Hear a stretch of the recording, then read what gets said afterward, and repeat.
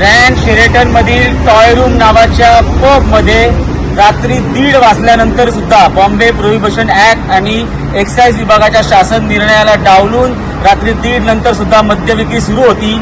महाराष्ट्र नवनिर्माण विद्यार्थी सेना या पब मधल्या विकृती आणि त्याच्या अनियमिततेविरोधात सातत्यानं आवाज उठवते. आज देखील महाराष्ट्र नवनिर्माण विद्यार्थी सेनेनी या टॉय रूम नावाच्या पब विरोधात आज या ठिकाणी आम्ही कारवाई केलेली आहे. इथे रात्री 1:30 नंतर 2:30 वाजेपर्यंत सर्रासपणे उघडपणे दारू विक्री होत होती.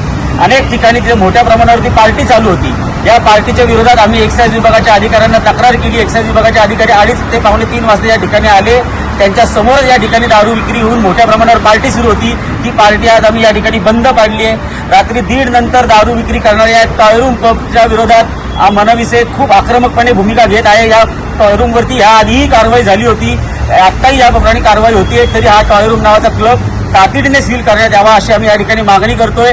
महाराष्ट्र नवनिर्माण विद्यार्थी सेना या सगळ्या पब संस्कृतीमध्ये या ज्या पद्धतीनं अनियमितता आणि गैरव्यवहार चालू आहे याच्या विरोधात सातत्याने आवाज उठवतोय.